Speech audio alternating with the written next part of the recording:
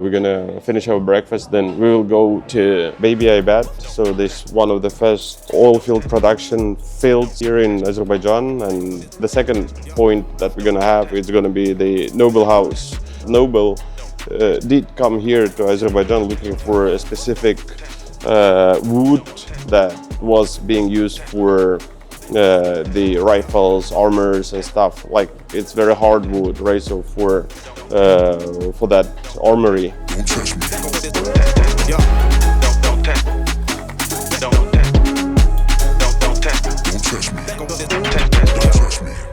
So we reached Bibi-Heybat area or district field, right? So all of that area was filled with rigs, wooden rigs. Like there is the density or amount of these rigs in here was like hundreds, thousands in here, right? So, and this is the first field that has been under production in Baku, Azerbaijan. I'm not sure since that time historically, right? So those pumping jacks, possibly right now they produce more water than oil, but it's still fascinating how this land is rich with fossil fuels.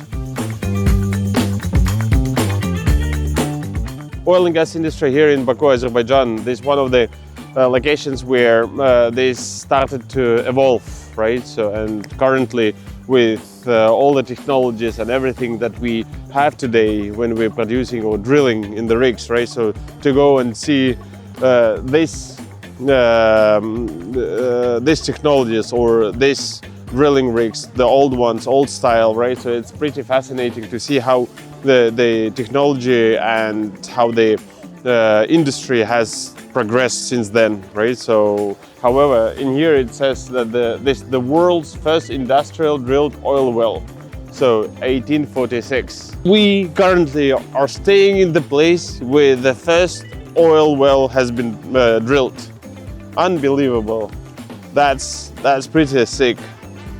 Just love it. 1846. That's pretty awesome, huh?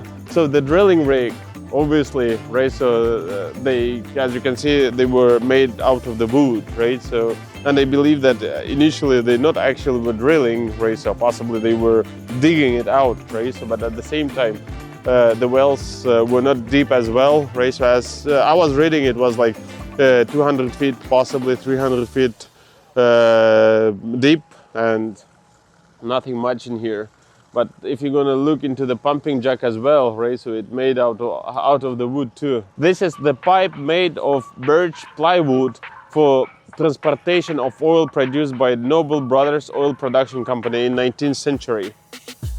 Wow, that is just sick, guys. That is amazing. So this is a pipe for transportation of the oil, and it's made of the wood. A plywood, the one that they made it as a pipe. Unbelievable. We're just not far away from the city. Actually, we're still in Baku city, right? So, and the oil well is inside the Baku city. Basically, we are maybe 15 minutes away from the city center. So, and the spot date was in 2005, right? So the depth is 635 meters. And initially, it was the production rate was 2 tons per day, and currently the production rate dropped to 1 ton per day. But actually, the pumping jack and everything is still working, right? So they're still doing the production of the oil. It's pretty sick, lovely. And can you imagine like thousands of those ones over in this field, all over the place? So we're gonna walk down there, right? So, and we're gonna see that there are still drilling rigs, workover rigs are still doing some operations. And if you're gonna go into the back, right? So you're gonna still see the people that are living nearby, right? So I think this is the areas that are situated just right nearby the city, right? So neighborhoods, they're still there. Вы как вы считаете, вот сейчас уже 5 дней прошло у нас в Баку, как вам потенциал, который имеется в Каспийском регионе, Что вы заметили, что вы увидели, как вы оцениваете? В целом, начиная с города, да, с окружающей среды, с людей, очень добрые люди, очень красивый, современный город, где превалирует молодое население. Это значит, что в целом в Баку еще есть места, где можно поработать, где можно добыть нефть, потому что в основном люди ездят, чтобы, наверное, зарабатывать. Соответственно, в целом можно сделать вывод, что до сих пор Баку является одной из важных частей ближнего зарубежья, вот, и будем работать. Ну, понятно, отлично, здорово. Но когда мы говорим про производство и производственные мощности, именно в Каспийском регионе, как вы думаете, то есть технологии, которые нам нужно произвести здесь, да, или товары, это все возможно? Конечно. Так как сейчас в любом случае есть небольшой кризис по миру, да, и частично и в этой части по понятным причинам всем нужно экономить деньги, вот, и нужно создавать новые решения для обеспечения для оптимизации, в общем-то, каких-то либо уже готовых решений, которые в целом наша компания в Казахстане предоставляет уже для Узбекистана, Туркменистана. И я благодарю вас, Ильдар, что в целом вы смогли приехать и пригласить меня для знакомства с новыми людьми. И в целом наше производство может и обеспечивать мощности для этого региона.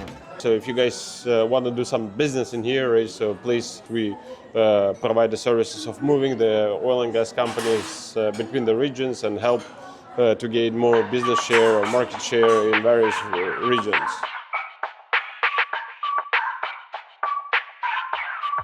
Finally, we got to the next location.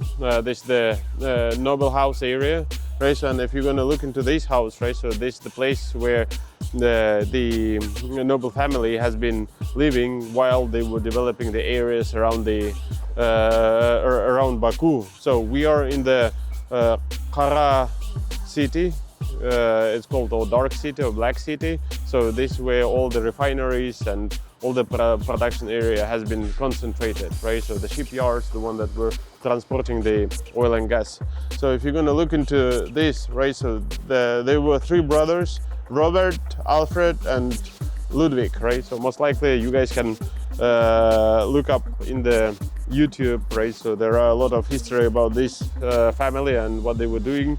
And they were the key family that was one of the key families that were developing the oil and gas industry here in Baku, Azerbaijan. So in late 1800, Tagariev family was another family, the one that, or another person who was developing the oil and gas industry in this region. All of that area around it, around here, was full with manufacturing facilities, production facilities, and facilities that prepare the oil and gas into the transportation to other regions, right? So other places.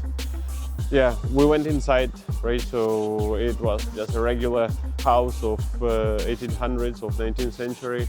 A lot of different pictures, figures, and classy building for sure. Can you imagine, right? So staying here, you're having a production manufacturing facility over there. You have your house here, right? So and everything is working. Oil and gas industry is booming, and you are on the top of it, right? So and this kind of a hill area in here, and you can see the sea from here, right?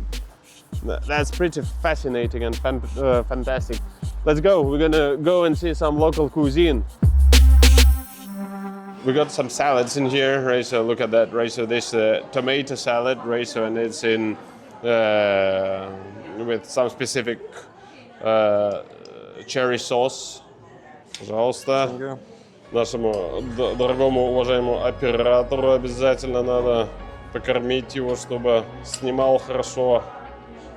Мы ехали в район и остановились покушать. Там очень маленькая такая вещь около дороги, придорожное кафе.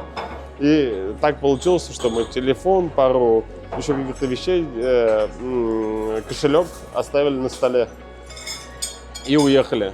И так получилось, что мы опомнились об этом только через день. То есть ночью мы уже опомнились, а мы уже были там за 3 часа от этого места. И потом мы позвонили им, даже не позвонили, мы не знали, куда звонить, да, потому что мы на обратном пути поехали и просто забрали наши кошельки, телефоны и все такое, да, и ребята такие, вы что, типа, забыли-то все? Ну, очень смешно было в тот момент. Ну, это, конечно, вообще кайф. Да, определенный. It's really great to come to the places like that. Just because whenever you see the technologies and industry today, right, so you can see from where and from what the industry has progressed, right, and that's exactly what we are doing now with the industry and technologies when our kids gonna be looking into us, right? So, and they're gonna be telling how everything has progressed, right? So that's amazing, beautiful.